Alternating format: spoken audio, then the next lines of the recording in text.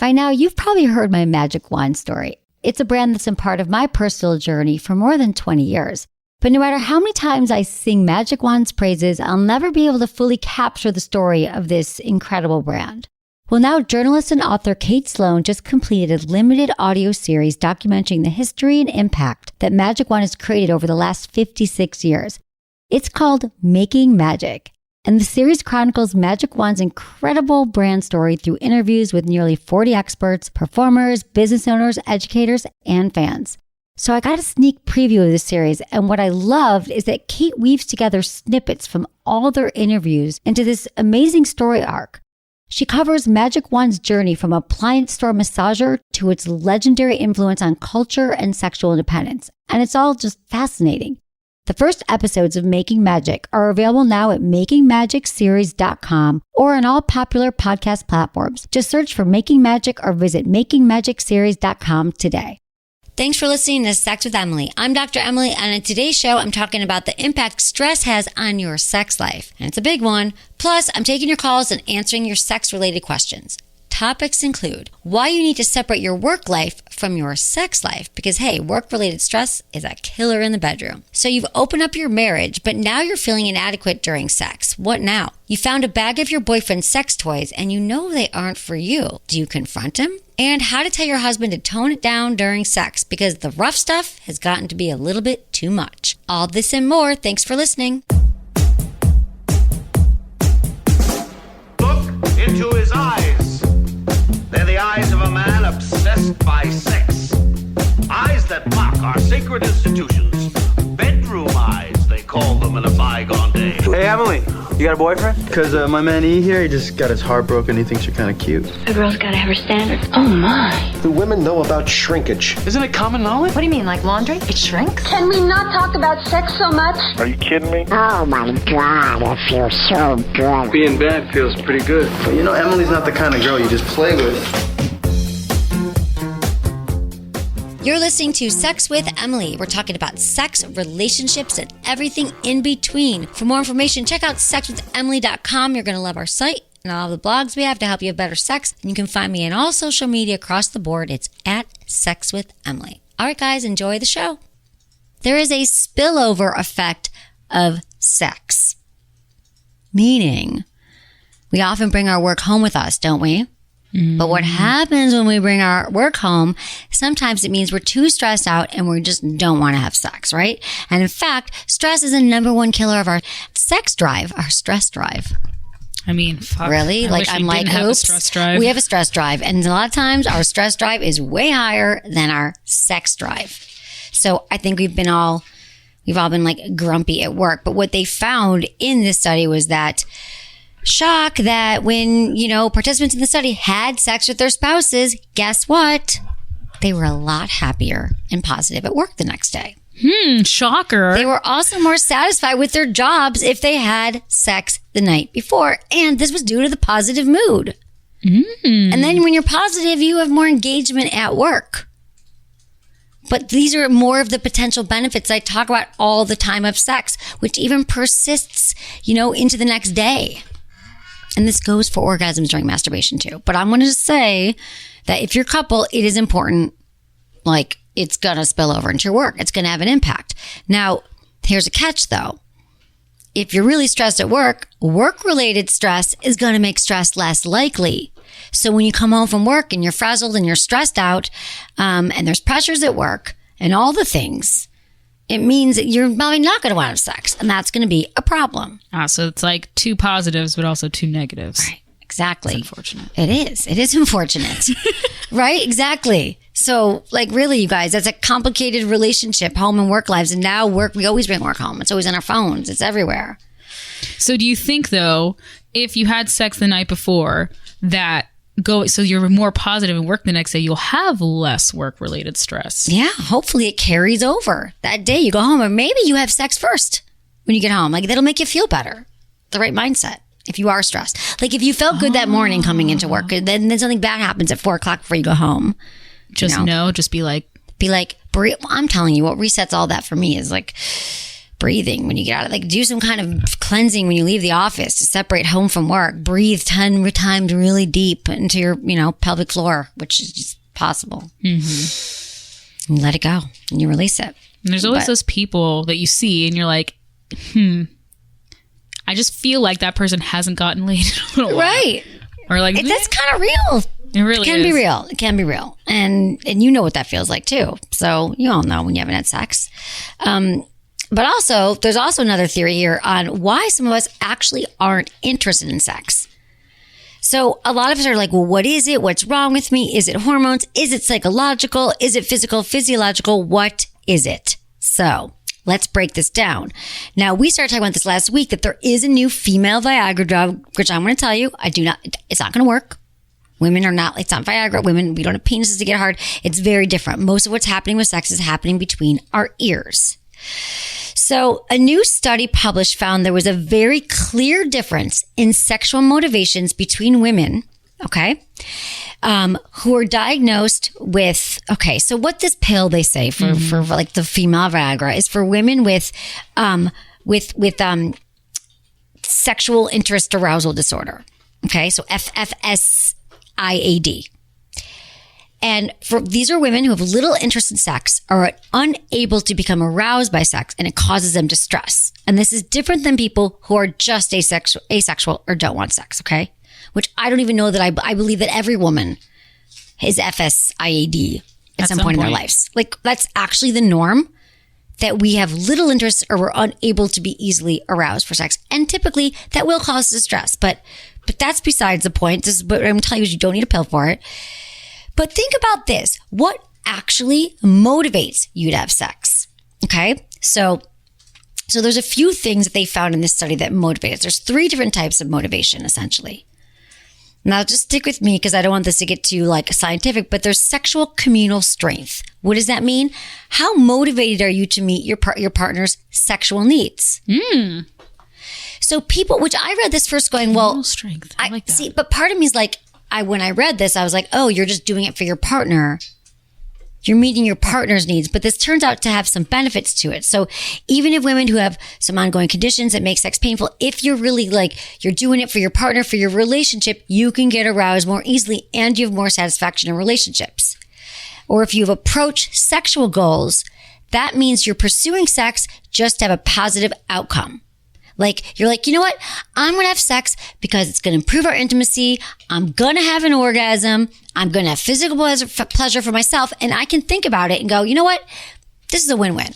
I'm going to do it. And then this is the kicker. And it's going to sound very familiar. There's avoidance sexual goals. And this is when people have sex to avoid negative outcomes. For example, you're having sex to avoid disappointing your partner because they'll dump you if you don't do it. You're with your husband and the husband and partner and they keep telling you if you don't have sex, I'm going to be mad at you. Or you just know what it's going to sound like. You're going to have to go and you're just doing it and you're like, oh, fine, I'll get it over with. So it's not surprising that these goals, if people who have approached goals are, have more satisfaction and people with avoidance have less. Well, yeah, because you're doing something to gain a positive outcome instead of avoiding a negative one. Yeah. Nobody wants, it's this things that you do begrudgingly. Right. Go to the dentist or shovel snow or clean your room. Or something I really don't want to wash the dishes right now, but if I don't do it in this moment, my partner's going to come home and they're going to be mad at me the whole rest of the night. Exactly. Right. I mean, that might help. But at the same time, it's still begrudging. I'm still doing it. And now I'm begrudging. Now I'm doing the dishes. Now it's resentful. Now I'm resentful. And resentment is dangerous, you guys. Resentment is also the biggest killer of your sex drive because you didn't talk about something and you let it lie there. And you thought it would go away and you thought you'd ignore it and you get busy, you drink, if you have a few drinks, go out with your friends, and that doesn't take it away. It's still there. So it makes sense, you guys, because when you are focused, if you're just focused on avoiding your, upsetting your partner or even just on your own sexual issues, it's a lot harder to focus on all the positive things about sex. And if you don't associate sex with anything positive at all, why would you have sex? Why would you initiate it? Why would you even care about mixing it up or doing anything to please your partner? And so people who have difficulties recognizing and responding to their partner's sexual needs typically have fewer sexual needs themselves. So that's why I'm okay with if you have a sexual communal strength. You're like, I'm going to do it to please my partner.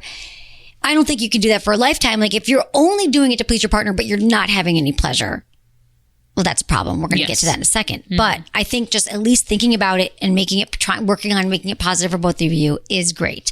And then having sexual goals, knowing that it's actually a good thing. And that's why if you don't ever have any positive memories of sex or you've never had orgasms or not, that's why I love starting with some self-love in time, figuring out what feels good to you or starting with a conversation with your partner outside the bedroom. That's going to start it. That's going to help you realize, kind of rewire your brain. You can rewire your brain. You are not fixed where you're at right now with your sexual pleasure, your satisfaction level. It can always change for sure. I like this sexual communal strength term. Yeah. Because communal means that like both of you should probably have that. Well, right. Exactly. Yeah. Like hopefully. Yeah. Like we're in this together, babe. We are a team. Remember that you are in a team, that if you're in a relationship, it is both of your responsibilities to figure out what feels good to both of you. So it makes you a happy couple. And I know a lot of you call in without your partners, and I get that. And you should. We love when couples call in. They don't do it nearly enough. But you really should. But I get that. Of course, you could start the conversation going, but it's not only up to you to bring everything, to bring all the energy, all the excitement, all the newness, because that's exhausting. So a lot of you say though, how do I though keep it going? How do I keep my pilot light lit? I like to say, because I often tell this, and this goes for, men and for women, but I often have to, remind this to a lot of women is that it's hard to feel like outsourcing any aspect of our sexuality, like saying my partner has to make me turn on. My partner has to get me in the mood every time. All these things it's not really sustainable because our partners have a lot of other things going on. And the second our partners were like, well, they didn't do this or they didn't do that. And that's why, I used to believe that someday my prince would come and so would I. That's the perfect example of me thinking it's all on him. It's all his responsibility. I'm just going to lie here and he has to bring all the energy, but we have to all bring energy to the table. So it's important for us to fill ourselves up, to fill up that sexuality even before we can give it to anyone else.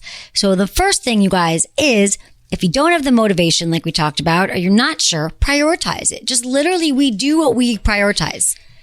We might even be kind of motivated, but then we throw in the towel. But if you prioritize something on your list, the things that you do in your life. We all have 24 hours in the day. And it's because you prioritize it. You prioritize scrolling on Instagram for 2 hours, or you prioritize talking on the phone or watching sports or going to the gym. Going to the gym's fine.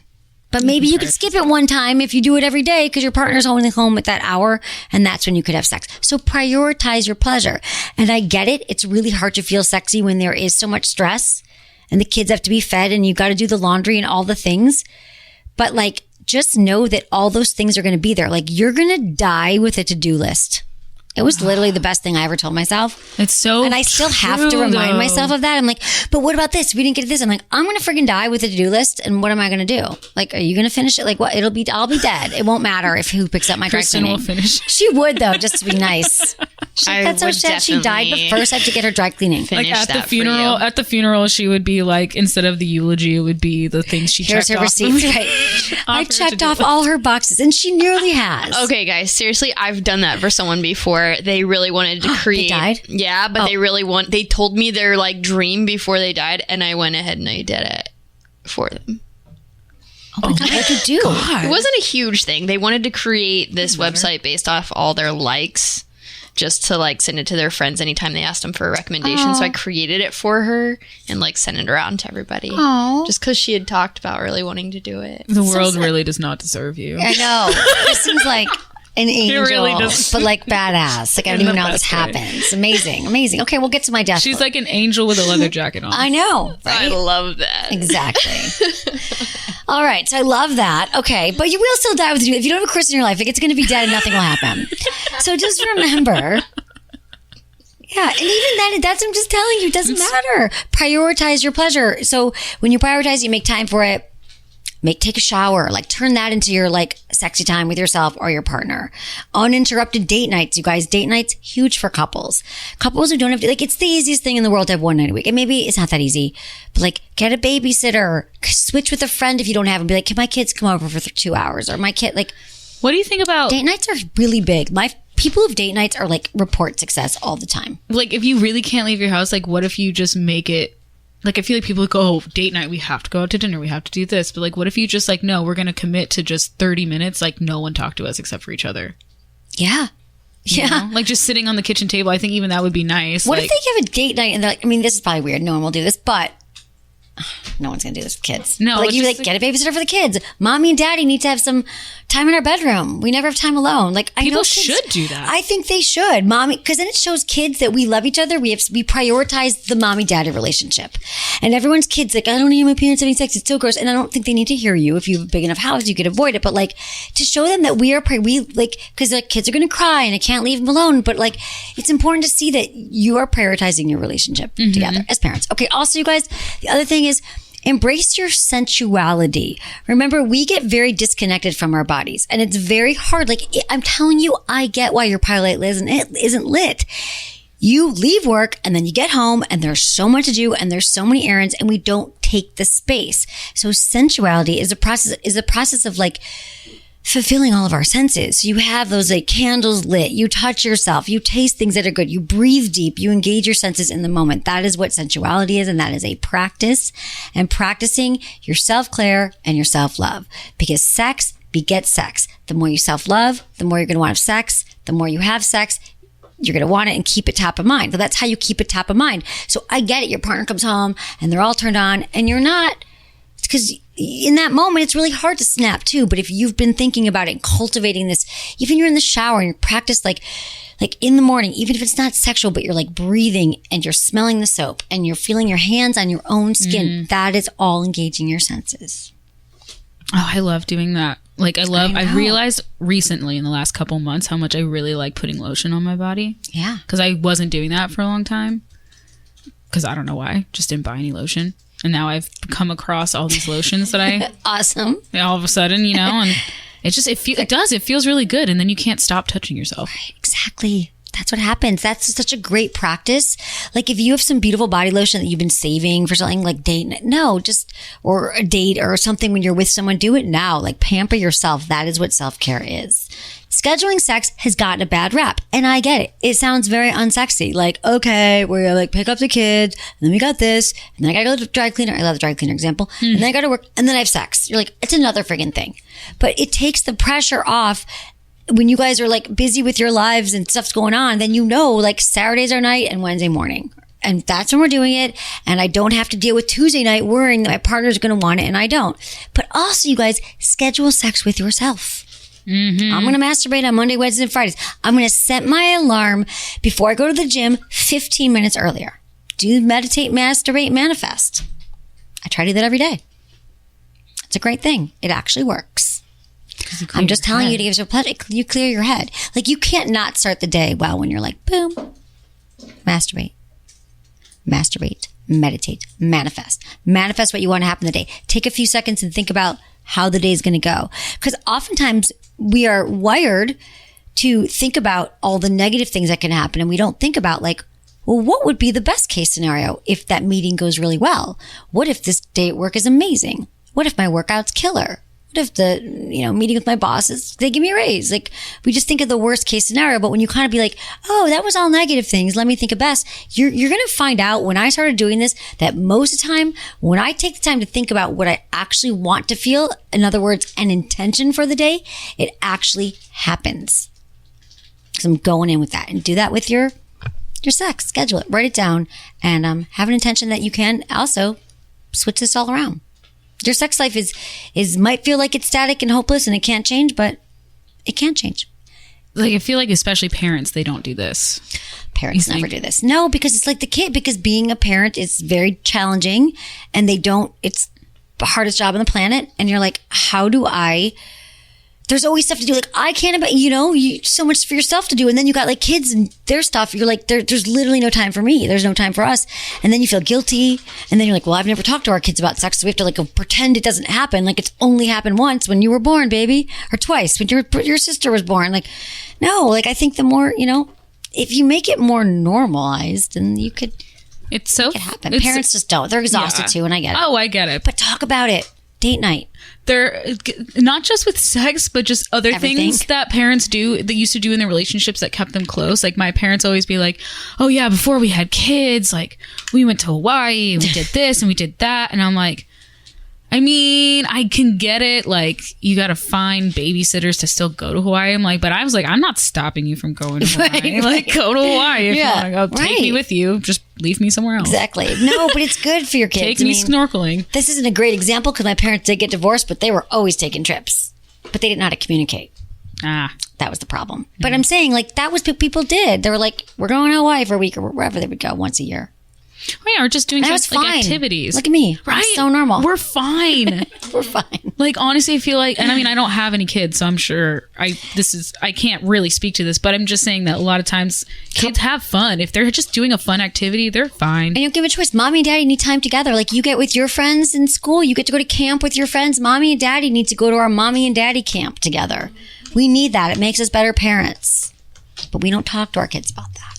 But you should. All right, we're going to take a quick break, and when we come back, we're going to get into your questions.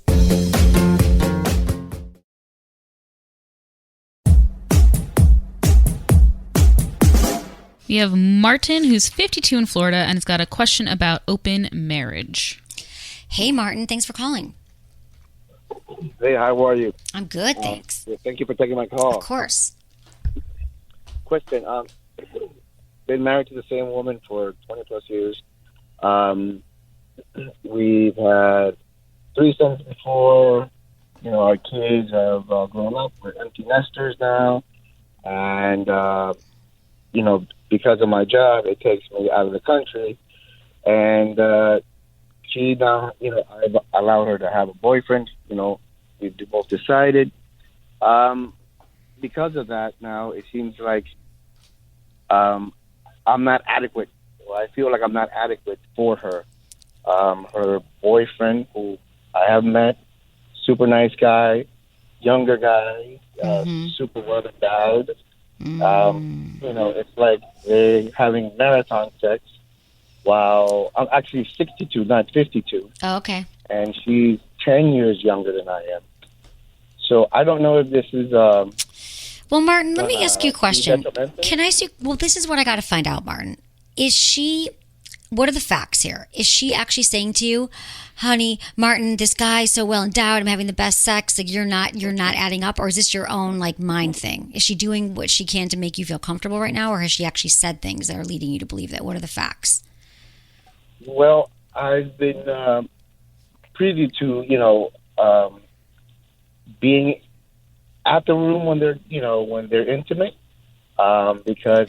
because of medical issues, I can't, you know, function that well. So, you know, it's pleasure for her and pleasure for me. But, you know, I just see what they do, and I see what he does with her and how in ecstasy she is, that when it comes time for us, it just doesn't, you know, the bar is set too high, in other words.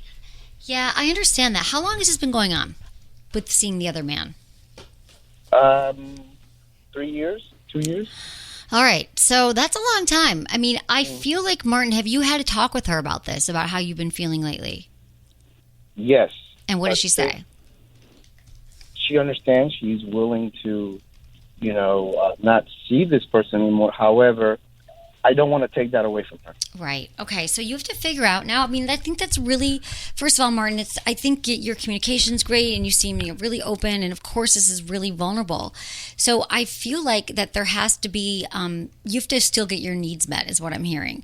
And right now it's a matter of you figuring out what that is. So maybe it's, how else could you still feel loved and needed from your wife? You know, like what does she need to say to you or do? Because it sounds like, yeah, if you cut that off and she says she will, then you're going to feel bad about it too. Maybe it's a different person.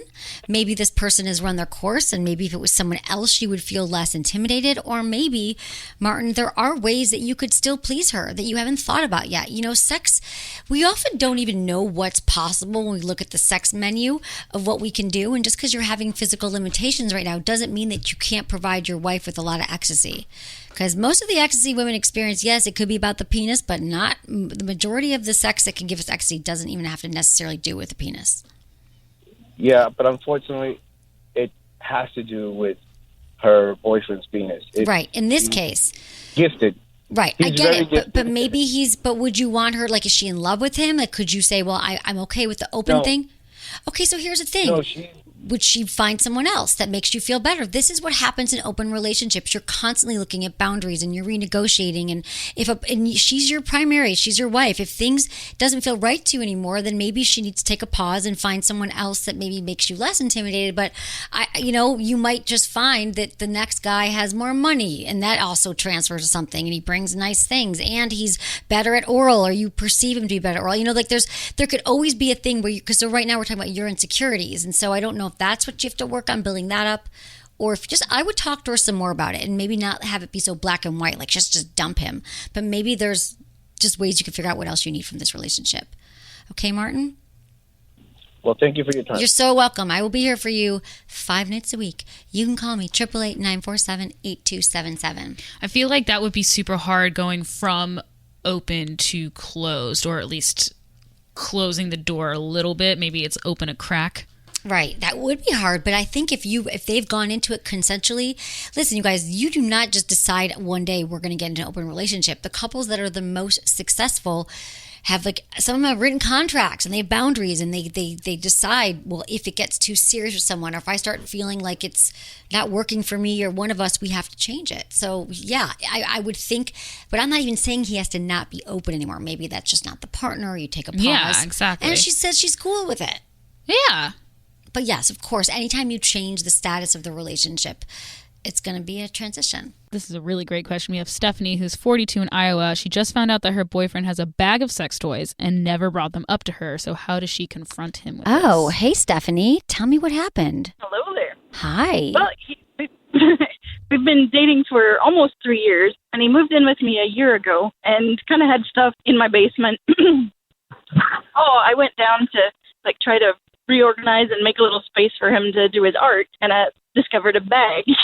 And so I kind of picked it up, and I was nosy. I shouldn't have been, but I did look in it, and it has some sex toys in it. Okay. Never brought it up at all. I have some. We've used mine.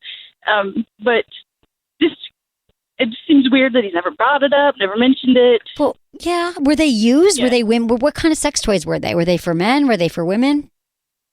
Well, see, I only have a couple and Okay. not real knowledgeable about what's out there. So I don't really know whether they're, one of them's kind of like L-shaped that I could see it would go towards the G-spot, but it could also be like a prostate toy. Maybe it could be a prostate massager. Here's the thing. I feel like, listen, you moved in together a year ago. Maybe he forgot he had them. You should see the stuff I just threw into my garage when I moved. I'm like, I don't know what's in that box. Let's throw it in there. So maybe it was from an ex. Maybe he was exploring his prostate. And I think you could say, listen, I was cleaning up the garage. I was downstairs, where you said the basement, and I found this toy. And I just want to, because what is it making you feel? Like maybe, because it sounds like he doesn't remember they're there either. So is it making? I don't know.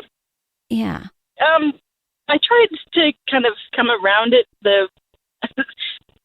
kind of around the subject by kind of saying, hey, I've read that, prostate massage is something that makes orgasms really good for guys, and because I thought maybe that's what the toys were. Right. And he kind of said, I'm not sure I want you to do that. He said, it'd make me feel weird. And okay. Well, then I don't know. Well, I would just say, yeah, because you're not sure what they are. I would just, honestly, do you know his dating history before you? Maybe he was dating someone before you and she left him at his house. I don't think he's hiding it. He what? Yeah, that could be, I guess. Yeah, I think if they've been in the basement since you moved in, I don't think we have anything to worry about here. Except for maybe someone left him at his house, or maybe he's interested in exploring. So you could just say to him, I love that we use our toys together, and I found these in the basement. I just want to know, did you need them? Are they for something? Did you want to explore? I think just asking him.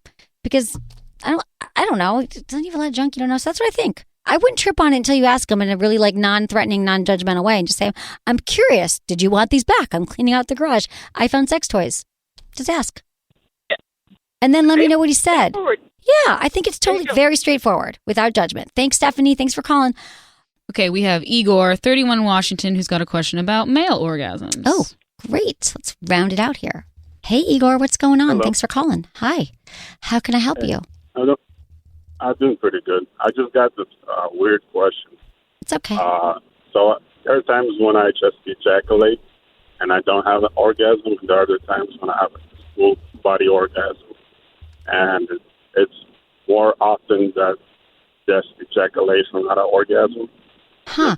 So you have an ejaculation, but you don't feel anything. It's just like, I kind of feel, but it's just not the sense, but it just came out. You're like, okay. When did this start happening? I don't know. It's been mild and bland for the last, 5-6 years. But once in a while, I get like a full orgasm. Are you on any medications? No medication. Okay. Did anything happen to you sexually, like in a relationship or elsewhere? Not really, no. Nothing's changed. Okay. Did anything happen for you when you're younger around sex, like early messaging around sex? How younger are we talking about? Doesn't matter. It could be 5, 7.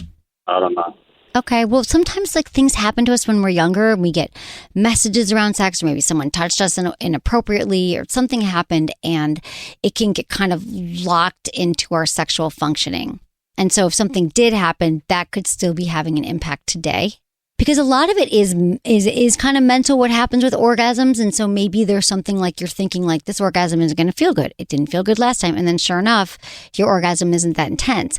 And I'm curious if the times, Igor, where you do have the orgasm, if something's shifted in those cases. Like, is it when you're with a person? Have you been fantasizing about something? Did you have a particularly see something sexual that really turned you on?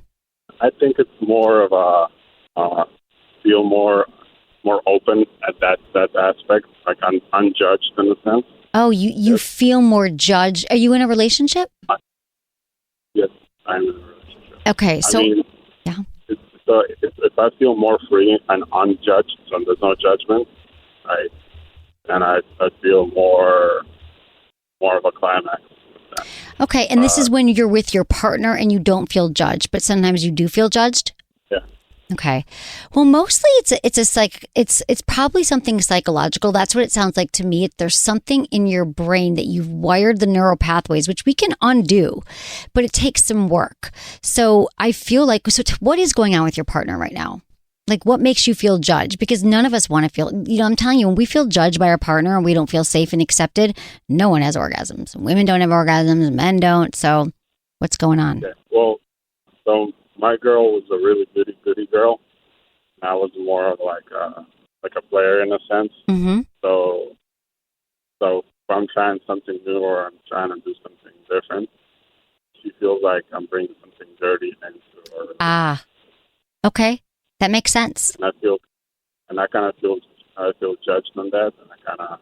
Yeah, and then you get into your head, and then you can't enjoy the sex you're having. So it sounds to me like, how long have you guys been together? 5-6 years. Okay.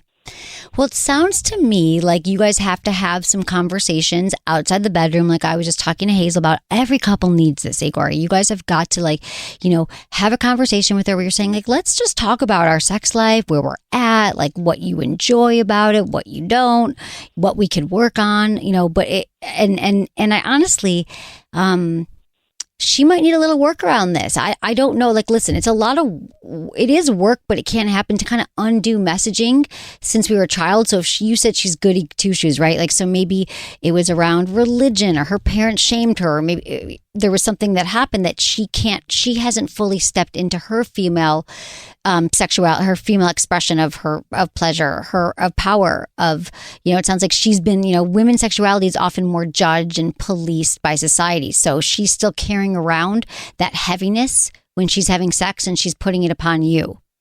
And so I feel like that's what's causing it. So how would I approach it? Because I've brought up different ways of talking about it before, and I've been like, what are your fantasies? She doesn't know, though, because she's never explored her own sexuality. So how you talk about it is that, like, I feel like there's got to be some therapy involved here, maybe, because I'm not sure on your own. I can give you different conversation starters. She probably doesn't know her fantasies or masturbate, and maybe she doesn't have a lot of experience sexually, is what it sounds like. So would she be willing to open up and start exploring with you? Like, you guys could go do some research, like buy some books, listen to the show together, get some sex toys, explore, do some mutual masturbation where she's exploring her body, you're exploring yours. She just, I think though, if she's in like a mental jail around sex, I think therapy is going to be the best thing for you guys. It's going to be hard to pull her out of this on your own. Got it. Okay? I appreciate it. Okay, thanks for calling, Igor. Appreciate it. Kelly, who's from California, is 38 and has a question about rough sex.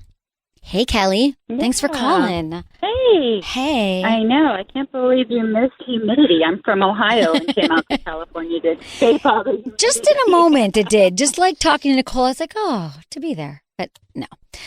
Yeah. I'm back. Okay, what's going on? They talked me out of it. I canceled my ticket.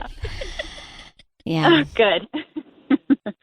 So, me and my husband have been together for 17 years.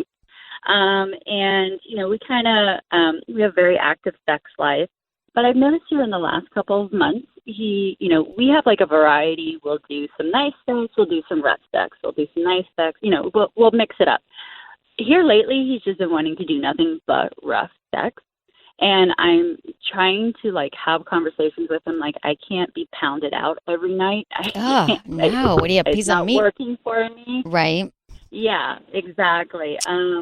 What kind of a conversation can I have? Because he's like kind of like, oh, oh well, tomorrow night, we'll do something different, and then it will start out slow, but then like I'll have my orgasm, and then when he's getting his, it just seems like any more in the last couple months, it has been nothing but you can only get off if it's like intense.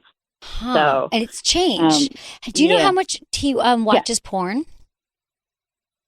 He doesn't. He doesn't. Okay. Well, at least I mean, he works like pretty long hours, works like 4 10s, and we have sex probably about at least 4 times a week. Amazing. Wow. Kelly, that's great. Yeah. 17 years you've been together.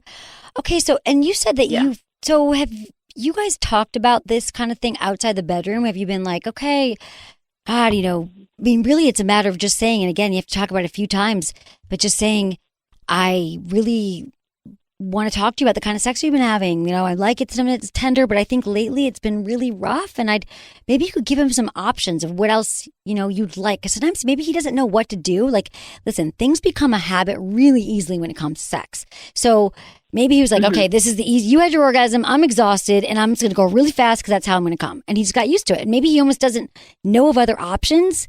That sounds silly, but we kind of forget. It gets into our groove. So maybe a conversation would be like showing him exactly what you'd like. Like, after my orgasm, I think it would be so hot if you did blank. Like, do you know what that even looks like, Kelly? Because a lot of times we have to like spell it out.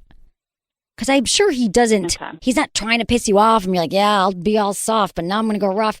So it sounds like he just might not know what else to do in that moment. Or maybe he forgot. Okay. Like, because if that's just started a few months ago, I mean, I don't know. Like, I really think it's outside the bedroom. Hey, and it's positive. It's not like, stop pounding away at me after I orgasm like a piece of meat. It's always very light. It's positive when you guys are chilling and having a good time. You're like, let's talk about our sex life lately. I love that it's still so active. My orgasm was so great last night. I was thinking about it that sometimes, though, when it's really fast like that at the end, it doesn't feel so great. Let's try something new, for example. And then give him some notes. And if it doesn't happen, don't get pissed. Don't think he doesn't listen. Think how hard it is to change a habit. So you have to bring it up again. I mean, he's your husband. You've been together 17 years. He wants to please you. So you just probably need to help him, kind of give him other options. All right? Okay. Yeah. Thanks, Kelly. Thanks for calling. Thanks, everyone, for listening to the show, for supporting the show, for telling a friend. We all need some more sex advice, right? Sex information. And you can also review us wherever you listen. Give us 5 stars. I so appreciate it. Thanks to my amazing team. Thank you, Jamie, producer Jamie. Thank you, Ken, Kristen, Elisa, Michelle, and Michael. Was it good for you? Email me, feedback@sexwithemily.com.